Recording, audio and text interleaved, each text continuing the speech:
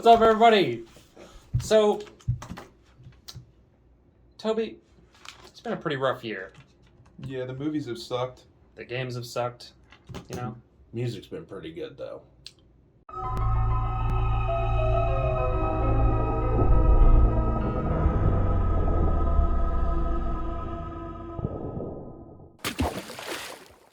So, today we are going to be doing our top 5 favorite albums of the year. Alright? And we are also here today with Mr. ZeusWiener himself. The rules are simple. We decided no EPs just because, and we kept it at top 5. We're going to do some honorable mentions here in a second before we get fully started on our list. What were the other stipulations? They had to be released this year. Has to be released this year. No cover albums and no re-releases. Yep. There's been some absolute bangers, and I am pretty stoked to see what you guys have put on your lists. Don't look. I'm not looking. So, we're going to go down the list of honorable mentions first to get those out of the way, and then we will start proper into the top 5. Go ahead. Honorable mentions, Derek, for the year that didn't make your cut. Okay. Honorable mention number 5. Offspring. Let the Bad Times Roll. Okay. Just glad they put out an album. Right. Number 4. Starset. Horizons. Number 3. Beartooth. Below. Number 2. Bullet for My Valentine. Bullet for My Valentine. Easily their best album since 2010. Since Fever. Hands down. And I just barely missed it. Number 1 honorable mention is Limp Bizkit. Still sucks. And the only reason I did not put this in my top 10 is because the album itself is only 32 minutes long. And it starts off great, and then it just kind of fizzles out, but there's just not enough to chew on. What about you, Jacob? Honorable mentions that I had that just didn't quite make the cut, and these were for various reasons. There was one in particular, which was Worm Shepherds in the Wake of Saul, or in Wake of Saul? In the Wake of Saul. In the Wake of Saul. That I was definitely going to have in my top 5, but it was in fact released last year, and I did not realize it until Toby brought it to my attention the other day. I was big by sad. 5 days. Yeah, literally on Christmas last year, we could have had that in my top 5 easy. It probably would have been in mine. I was going to say, yeah, probably Toby's as well. Regardless, banger-ass album, guys. Great. The other ones I had was Cradle of Filth, Existence is Futile, Wolves in the Throne Room, Primordial Arcana, Lorna Shore, their EP this year. This was the one that I struggled with the most because I know I listened to that so many effing times, it's not even funny. Like, if we were doing EPs, that probably would have been my number 5. Oh, yeah. Like, easily would have been my number 5. It was absolutely insane. And then Scion's self-titled. I have literally had on repeat for the past, 2 or 3 days. Like, I'm not even kidding. I didn't put that in my list, but that was a good album. It was a really good Oh, album. it was so good. It was good, but it just got to a point where it just all started to blend together, and yeah. Toby? Good. I had 2 EPs on mine. I had Impending Doom, Hellbent.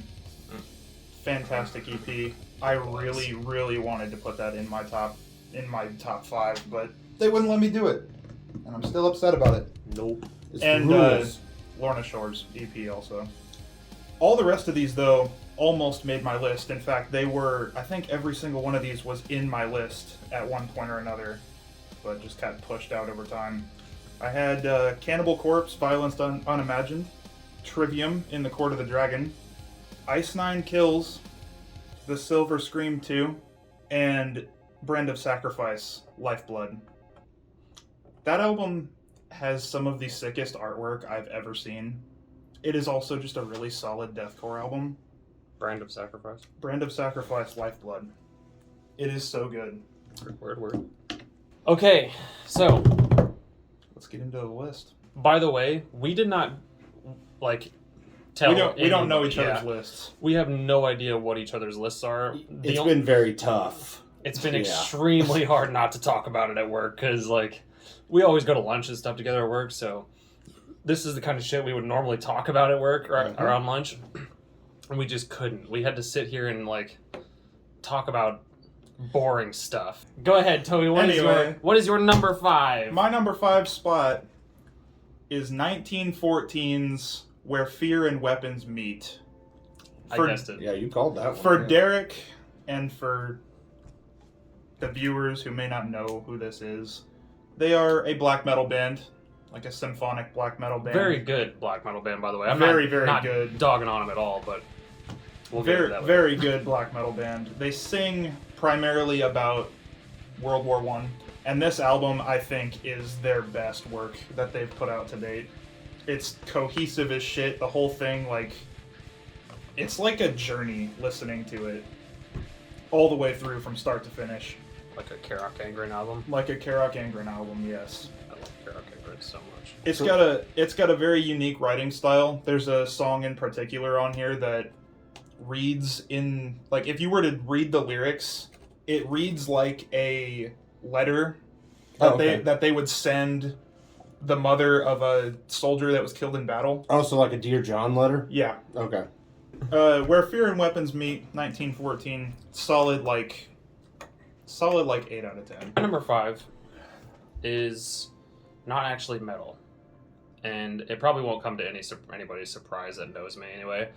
And it's very weird because I didn't start listening to this album until probably the middle of November. It was very late into the year that I started listening to it at all, other than the couple of songs that they released as singles. But Taylor Swift. Taylor Swift. Got it.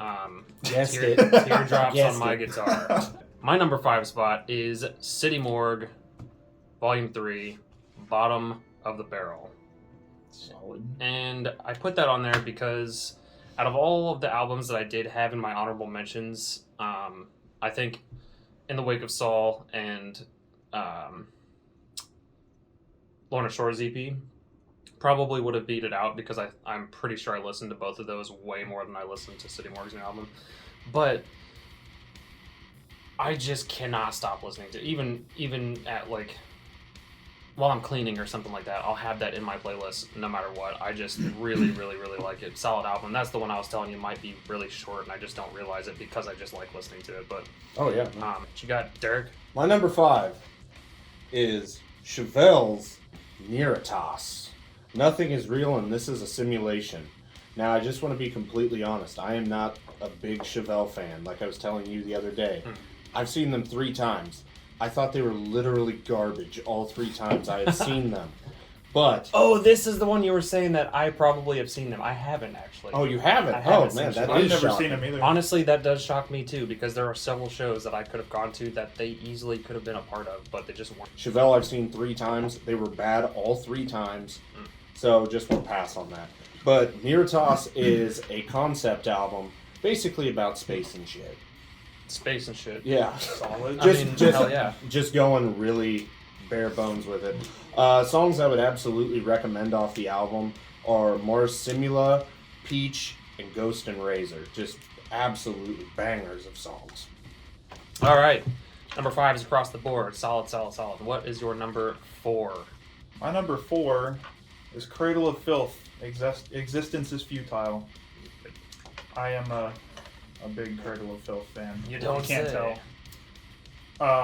That being said, I don't think this is their best work. I definitely think it's up there though. And you guys saw them in Boston Yeah, too, right? we went That to was see the second them. time I seen them. Yeah. That was the And- first time I'd ever seen them. We saw them on vacation in Boston, Massachusetts, and it was fantastic. I've seen Cradle of Filth now twice, and both times was with my best friend at the time that I seen them. Because the first time I seen them was with Cody. It was also your little sister's first ever metal show. Yeah, That was exciting. Deanna's very first metal show of all things was Cradle of Filth, dude. But yeah, I never thought I'd be saying that. it was. Doug Bradley came back, the guy that plays Pinhead in the Hellraiser movies, does narrations on this album, Hell yes. and it's fucking Hell yeah. awesome. He even references Hellraiser a couple times. Like there's a point where he says, "We have such sights to show you." It's so good. Yeah. Well, it's just like with Ice Nine Kills, they had Bill Moseley come in and do the opening track. So, yeah, no, that's awesome. My number 4 was Costalum by Slaughter to Prevail. Now, there's only a couple things that I have to say about this album because honestly, Slaughter to Prevail pretty much took everything by storm when they released Demolisher this year. The amount of hype and buzz surrounding that song in particular, and even more specifically Alex's voice, was insane. Even if you don't listen to that music, even if you don't listen to Slaughter to Prevail, or even in that genre of music, you probably saw a thumbnail or a video or a post on Facebook or something of Alex and some reference to demon lords coming out of his throat. Like, Or you saw The Mask. or the mask. That yeah. mask has become fucking iconic. Everybody's got them now. Like, I can't remember what show it was at, but I saw somebody wearing that Not show. Fest. Was it Not not Fest? fest. There was No, somebody wearing one. no. It was Line Fest. Line Fest 2021. I was hoping this would get brought up at some point. I do want to shout out a couple of songs in particular because I know everybody's already hyped for like Demolisher and Baba Yaga and stuff like that. But I Killed a Man and Head on a Plate, dude, some of his best vocal performances I think I've ever heard. Right. Number 4. Number 4. I'm gonna put my hand out because the album is gonna magically appear right now. Yeah. Iron Maiden, Senjutsu. Nice. I'll be completely honest. I did not get into Iron Maiden until Guitar Hero 2 came out. So 2005, early 2006. But I freaking love Iron Maiden. And Senjutsu was awesome because it didn't feel like Iron Maiden wasn't stepping out of their comfort zone. They expanded their comfort zone. And so like songs like Writing on the Wall, which seriously should be in a Ford F-150 commercial. No, this album was just freaking great. The other night at work, when I was going through, I was trying to narrow down my 3, 4, and 5. I'm not even joking. I ended up listening to this album the entire night just on complete accident because I was like, I'm going to listen to this a couple times and bounce to something else. And it just kept playing and just kept playing. I freaking love that album. What I would definitely say to check out on it would be Writing on the Wall with a video of trucks playing in the background. Lost. Pull up a Ford F-150 commercial, but mute it, and Yeah. then pull up another tab with the song playing. Exactly.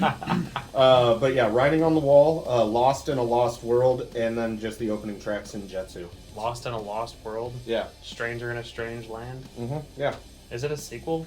I don't know. Oh. I didn't do any research into that, but That's weird. if it is, that's 'Cause awesome. Stranger in a Strange World's like my favorite Iron Maiden song that I just love it. It's such a good song. Yeah, Tony Stark killed it on that one. Yeah, True. Tony Stark was awesome. Jarvis on drums, fucking killed it. Number 3, right? Yeah. Yes. Okay. Number 3. We'll get to my number 2 here in a minute, but my number 3 is Costalum by Slaughter to Prevail. Yeah. You I knew that one was going to be on You there already you already said quite a bit of what I was going to say about it, but heaviest album released this year by far. The whole Dude, thing is it just is heavy insane. as fuck. And by heavy, when I say heavy, I don't know how you guys feel about the word heavy as far as referencing metal too, because let's face it, metal is just heavy, right? But when I say heavy, I'm saying like the gravity of each punch of the drum, you know, like I'm not talking about constant blast beat throughout the whole thing and technicality all over the place. I'm talking like the way it makes you feel. The heavier it is, in my opinion, it's more of that like punch of the kick or the snare just popping You in your feel ear. it in the nuts. Yeah, that's It's what I mean right by in the heavy. nuts. A perfect example of that on this album. Like you said, everybody freaks out about Demolisher and Agony and stuff like that. And those but are both good songs, by the way, but the song Made in Russia. oh, dude, The breakdown at the end of that song, banger. it is so abrupt. Like, that song, by the way, if you've ever wondered what Slipknot would sound like sang by a Russian demon, Made in Russia by Slaughter to Prevail. Sounds like Slipknot, but heavier. I've always wondered since I was in 8th grade what Slipknot would sound like with a Russian demon. But I jotted down some quick talking points for all of these albums before we started. What I wrote for Costalum is heaviest album released all year. Vocals are insane. Russian deathcore good. Okay, number 3. I think I know your number 3. My number 3 is Which one? Eternal Blue. Yep. By Spirit Box. Yep. I don't have much to say. It's a banger album. The features on it were phenomenal. Courtney, marry me. I just like, oh my god. And this album I think was probably one of my most anticipated personally, like it was up there in the like, oh my god, I cannot wait for this effing album to come out. Like every single time I would listen to like Constance or when Hurt You released, I was just like, whoa. Just I don't know. I was really looking forward to this album, and it did not disappoint in my opinion. But It sucks the tour got canceled between them and oh Limp my Bizkit. god, Yeah, I know that would have been such an awesome show to go. But that's all I got. I mean, there's not really much more to say other than it's a friggin' banger. Obviously, I think it goes to show on their Spotify that Yellow Jacket is a solid ass song to listen to. It is one of my favorites on the album as well. But Sun Killer, that was the other one I wanted to mention. That song is a banger. The whole thing is just a banger, but those two in particular got my jimmies off real good like. Word. Anyway, what is your number 3, Dirk? Number 3, Volbeat, Servant Ah. of the Mind. This album did just come out, like, I think literally 2 weeks ago. Today, actually, I think. I've been a big Volbeat fan since about 2011. To put this in perspective, me and a buddy, we drove out to Pittsburgh to visit his sister, and literally all the way to Pittsburgh and all the way back from Pittsburgh. Let's get ready to rumble. Yeah, not joking. No, we listened to Volbeat the entire time, and they always end up in my top 3 streaming artists every year on Spotify. My number 1 will be coming up very shortly. They've been my running number 1 for a couple years now. But I really dug this album because what was it? It wasn't Rewind Replay. It was the album before that. I'm drawing a blank on the name. It kind of started to get away from why I really loved them. But this album reminds me more of Guitar Gangsters and Cadillac Blood. It's heavier. There's no random choirs singing in multiple songs in this album, which, one song here and there is fine, but when you have it like literally four songs have that, come on, it loses its power. Shotgun Blues, Becoming, Temple of Yukir, just great riffs. Just great riffs. I'm glad that they still have Rob Caggiano, formerly of Anthrax, on lead guitar, because he's just a great guitarist. Number 2. My number 2 spot, I might butcher this because it's in Swedish, but Valda by Humanity's Last Breath is Okay. at my number 2 spot. All right. Okay. I had never heard of this band until we did that reaction video. Yeah. Same. And Cody recommended that. he did, I think. I think so. I'm pretty sure But- he recommended that one. I loved that song, Tide. I loved it so much when we reacted to that video. It is an awesome song. And I was really, really looking forward to their album dropping. And it dropped early in the year. It dropped in like February or March or something like that. Right. And I listened to the whole album and I loved it. Like I it's weird because I usually talk to you about these types of things, but I fell in love with this album really quietly. Like, it is the perfect lifting album. When I'm throwing the truck and I know I need to go faster, this is the album that I will almost always put on. The cleans as well, he doesn't do them a whole lot, but when he does do clean singing in this album, it is fucking angelic. The song Dehumanize, in particular, I'm feel like calling I that have one heard out. that. I think that's my favorite song on the album. It starts, the intro of that song is so fucking awesome. I'm pretty sure I have heard that one. That Just- sounds familiar. Quiet white noise for a solid 30 seconds, and then he just fucking comes in with this insane low scream. Number 2. Moment of truth. So I feel like I know what it is. So- Moment of Derek and I, we haven't talked. We have not said any particulars. Yeah, whatsoever, nothing like, specific at all. has been said. But if I were to describe the level of cheekiness just involved in these 2 spots, we are pretty sure that we have the same 2 bands in our 1 and 2 spot. But we have been so nervous that they're in different places until the other day when we were talking about this one in particular and then the other one in particular, and I was like, oh, you cheeky motherfucker. I swear. So, my number 2 spot for my top 5 albums of the year is In the Court of the Dragon by Trivium.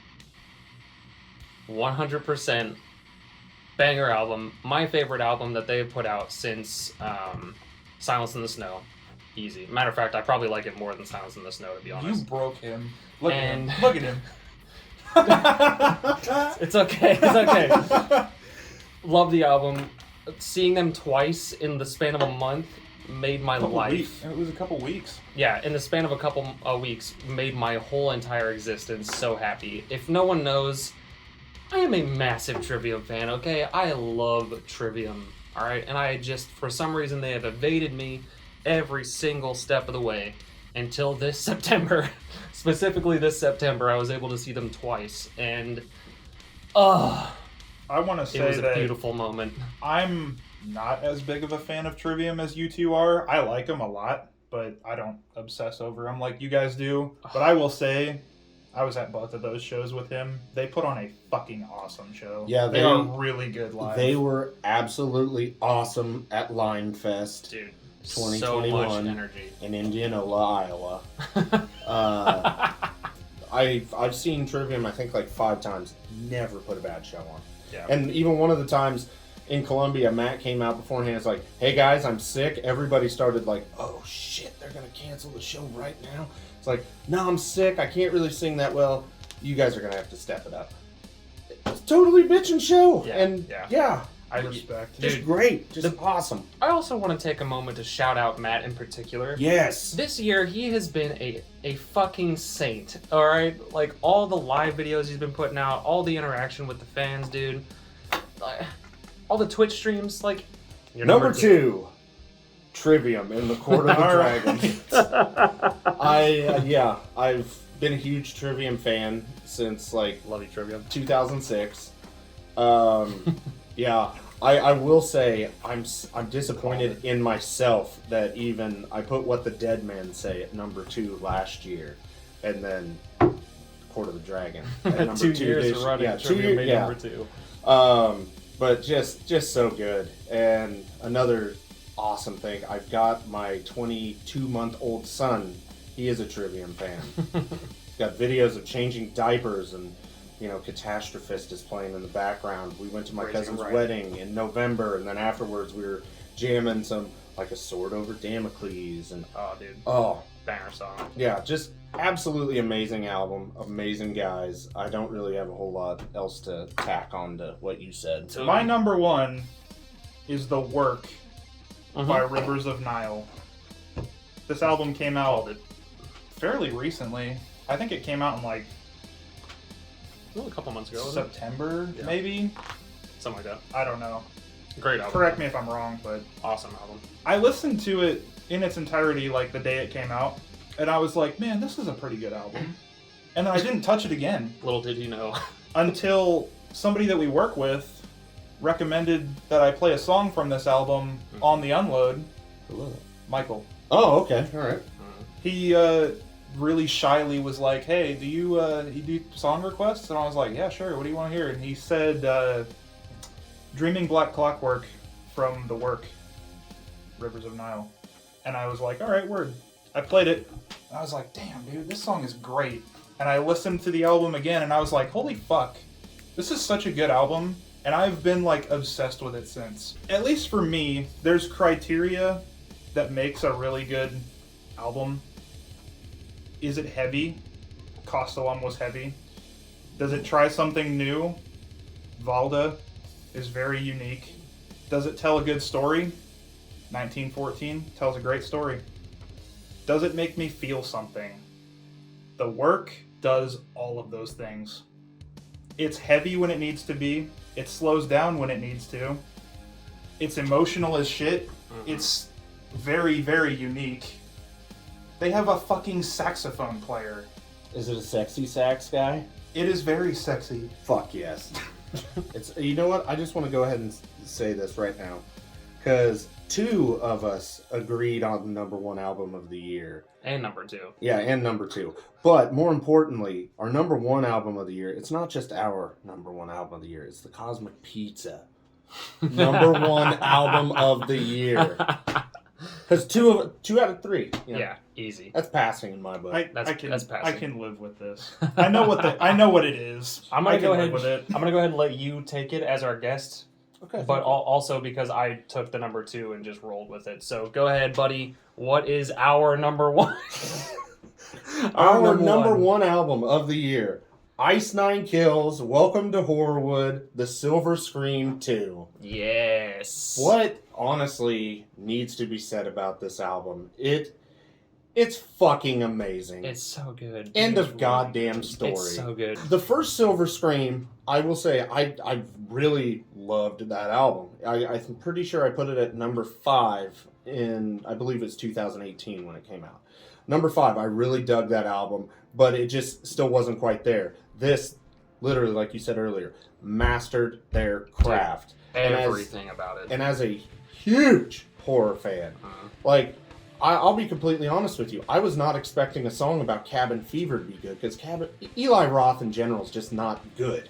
But that song, yeah, shout out to Eli Roth. Green Inferno sucked. But anyways, like that song is banger. And then Shower Scene, easily my favorite song on the album. Shower Funeral Derangements, Bangs. fucking awesome. Even I know one you don't talk about very much, but I've been talking about a lot since it came out, was Fly, based off of David Cronenberg's The Fly. I do like The Fly a lot. Oh my god, but Take Your Pick featuring Corpse Fucking Grinder, Corpse Cannibal Grinder, dude. Corpse. yeah, My Bloody Valentine. I mean, it hit. Oh my god, like I was worried with this album because I was like, okay, the first one they did, Freddy, Michael, Jason, All the big ones. yes, like they eventually released one for Scream as a bonus track. But so I was a little bit iffy about that, but Oh, they also knocked out It and Saw as well. yeah. And those are also 2 very big horror franchises, Especially back in 2018, Yeah. it was big back then because we were still coming off the heels of It Chapter 1. Yeah. But this as a horror fan, as a metal fan, this album satisfies fucking every aspect of that. And I listened to this album 4 times yesterday at work. 4 times, and I was like, all right, I've got to fucking listen to something else. Honestly, I want a 3rd Silver Scream, and I want them to do a song based on The Thing.